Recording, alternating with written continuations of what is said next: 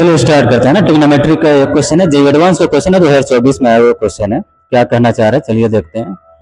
X जो है अपना पाई बाय 2 से पाई के बीच में है ना, यानी सेकंड क्वाड्रेंट में है। एक्स किस में है तो सेकंड क्वाड्रेंट में है,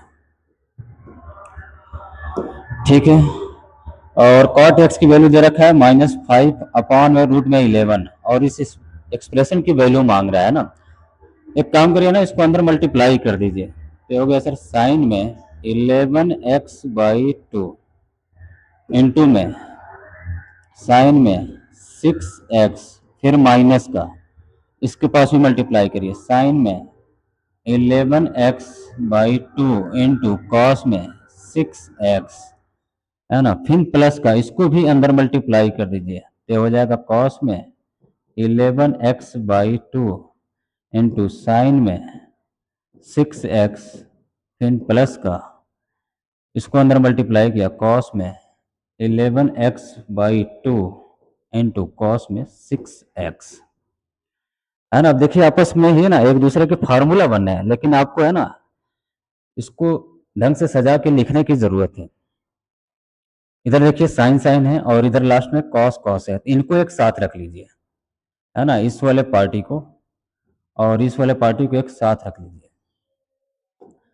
चलिए देखिए क्या आता है, साइन में 11x है ना, या तो एक काम करो आप पहले कॉस वाले को लिखो तो हो जाए कॉस में 11x/2 इंटू कॉस में 6x प्लस का साइन में 11x/2 इंटू साइन में 6x है ना। अब यहाँ पे इन दोनों में ना माइनस कॉमन ले लीजिए, जैसे आप माइनस कॉमन लेंगे तो ये होगा साइन में 11x/2 कॉस में 6x और माइनस का कॉस में 11x/2 इंटू साइन में 6x। माइनस कॉमन लेने के बाद है ना ये साइन चेंज हो गया है ना, प्लस का माइनस हो गया।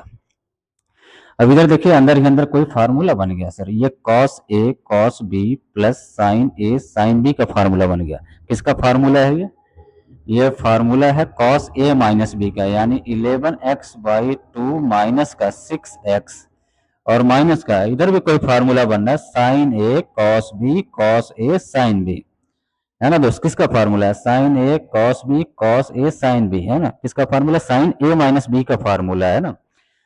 इधर लिखिए साइन में a के जगह कितना है 11x/2 माइनस का है ना 6x। अब इसे सॉल्व करिए है ना, इसको क्रॉस मल्टीप्लाई करिए तो 11x माइनस 12x कितना आ जाएगा, कॉस में माइनस एक्स आ जाएगा ना, -x/2 आ जाएगा। फिर माइनस का इसको क्रॉस मल्टीप्लाई करिए तो साइन में इधर 11x है, इधर माइनस का 12x, तो 11x में से माइनस का 12x गया, माइनस का x/2 आ जाएगा, हाँ कि ना। लेकिन कॉस के अंदर माइनस जब जाता है तो माइनस को गायब कर देता है वो, तो कॉस में इधर x/2 हो गया और ये साइन के अंदर माइनस है तो साइन के अंदर माइनस बाहर निकाल देता है, तो ये प्लस का साइन x/2 हो गया है ना। अब इसकी वैल्यू कैसे निकालेंगे सर, इसकी वैल्यू निकालेंगे ऊपर वाले की मदद से। चलिए देखिए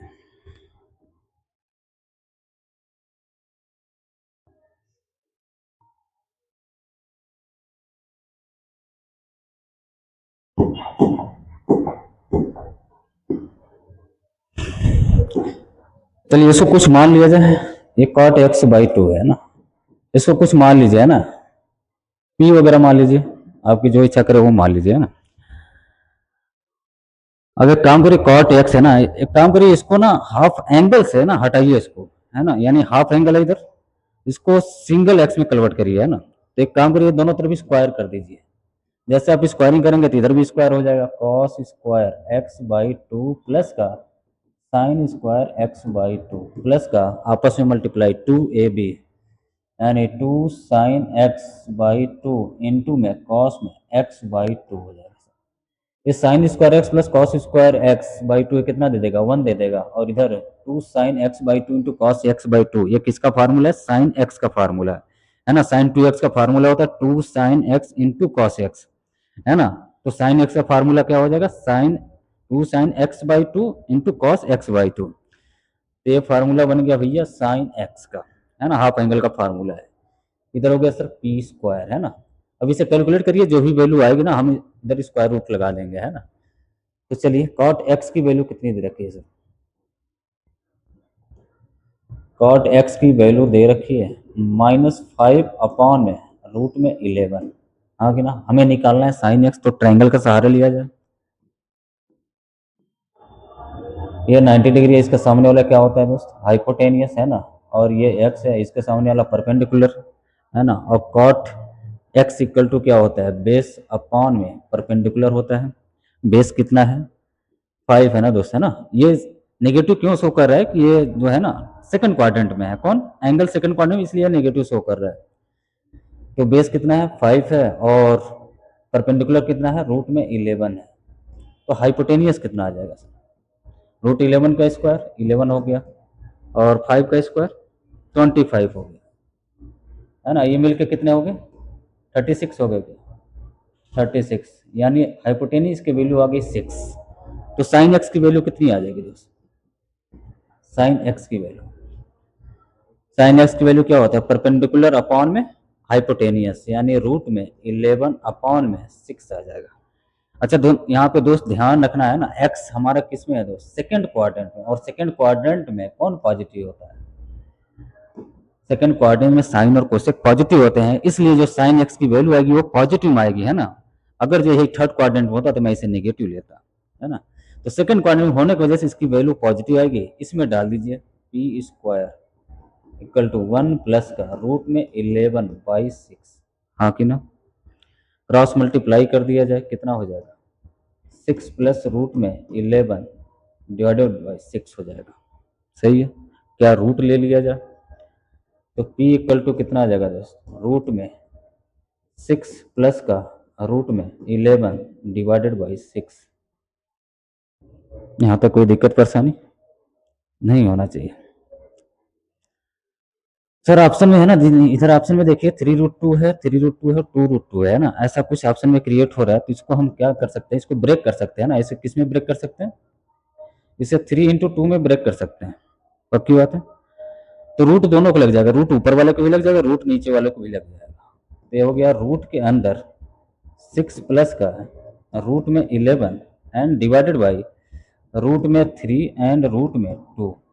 कोई दिक्कत परेशानी नहीं होना चाहिए।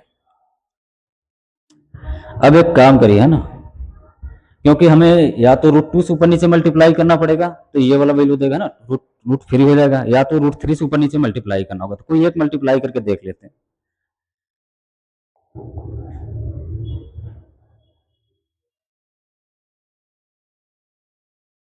चलिए देखिए, इधर एक काम करिए, है ना, इसी में √2 से ऊपर नीचे मल्टीप्लाई कर दीजिए।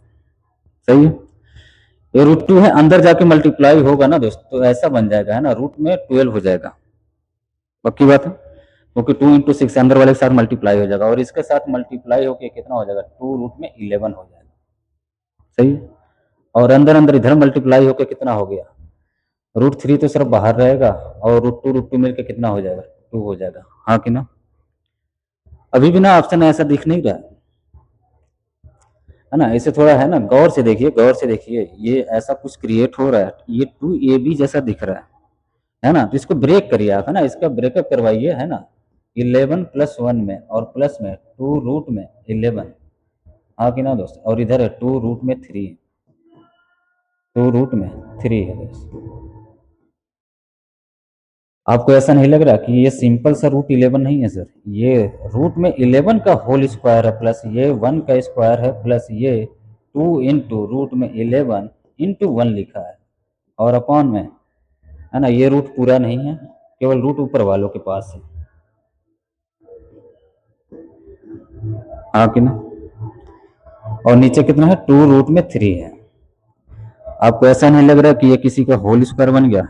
a² + b² + 2ab, इसका होल स्क्वायर हो गया √11 + 1 का, ये होल स्क्वायर हो गया दोस्तों। रूट में 11 + 1 का होल स्क्वायर रूट के अंदर, और अपॉन में है 2√3। ये बताइए, स्क्वायर रूट को काट देगा तो कितना आ जाएगा? √11 + 1 अपॉन में 2√3।